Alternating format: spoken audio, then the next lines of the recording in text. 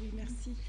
Alors, moi, je pense que c'est pas vrai que l'opposition est jamais d'accord ou jamais contente. Moi, je voulais justement vous féliciter parce que je trouve qu'il y a une nette amélioration par rapport à l'année dernière. Je me souviens que j'étais intervenue sur ce rapport pour vous dire que ça manquait d'indicateurs de suivi et je trouve qu'il y en a beaucoup plus cette année. Donc ça, c'est vraiment bien. Et notamment d'indicateurs qui permettent de voir quelle est la distance à la cible. Alors je ne vais pas revenir sur le nombre d'arbres, je pense que ce n'est pas malhonnête intellectuellement de dire qu'avec 29 arbres de plus en un an, vous aurez probablement du mal à atteindre l'objectif de 1000 sur le mandat. Mais justement, alors vous allez nous expliquer pourquoi ça n'a rien à voir. Moi, je voudrais juste commenter deux choses. La première, c'est il est mentionné à plusieurs reprises un programme pluriannuel, et notamment sur la végétalisation de l'espace public. Par contre, il n'y a rien dans le rapport sur ce programme. C'est-à-dire qu'on nous dit qu'il existe, mais on ne sait pas ce qui est dans ce programme. Donc là, ce serait intéressant que le programme détaille quel est en fait l'objectif pluriannuel chaque année, donc jusqu'à la fin du mandat et voire au-delà, parce que j'imagine que c'est un programme de plus longue haleine, sur la végétalisation, parce que c'est vrai que 85 mètres carrés sur l'année, c'est rien du tout, mais on espère, et on sait en tout cas ce qui est dit dans le rapport, que ça va beaucoup augmenter parce qu'il y a des études qui sont faites, notamment pour déminéraliser les cours d'école, les berges de Seine, etc.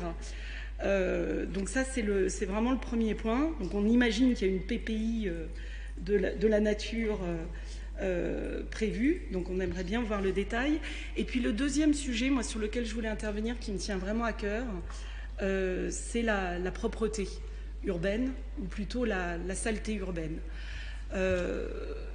Tous les jours, je fais l'aller-retour sur Paul Vaillant-Couturier, entre la place du marché et le RER. Ça n'a franchement jamais été aussi sale que cette année. Donc je ne sais pas quelle est la solution, je ne sais pas quel est le problème. Alors il y a une partie du problème qui a été évoquée par Chami Matar, qui sont les commerçants. Sur cet axe, plusieurs fois, j'ai vu des commerçants balayer leur commerce et simplement tout vider sur le trottoir. Plastique compris, hein, tout. Ça, c'est juste inacceptable. D'ailleurs, assez récemment, je me suis fait insulter parce que je me suis permis de dire aux commerçants en question que c'était quand même pas normal que ça, excusez-moi du terme, merde privée, soit mise et donc gérée par le public, quoi. Donc là, il y a vraiment quelque chose à faire. La ville est vraiment très sale. C'est même pas contre la politique que vous menez que je dis ça. C'est un constat. Et c'est un sujet qui est vraiment prioritaire dans les préoccupations des Vitriaux. Donc il faut vraiment qu'on trouve, au-delà de ce qu'on met dans le rapport, et on se félicite de la brigade propreté qui fait de la sensibilisation, il faut vraiment qu'on agisse sur cet axe d'une meilleure propreté urbaine. Et on est à nouveau, on vous le dit régulièrement, à disposition pour travailler. Toutes les bonnes idées sont probablement bonnes à prendre pour travailler sur ce sujet qui devrait être un axe majeur de travail et qu'on devrait voir dans ce rapport développement durable avec une amélioration d'année en année.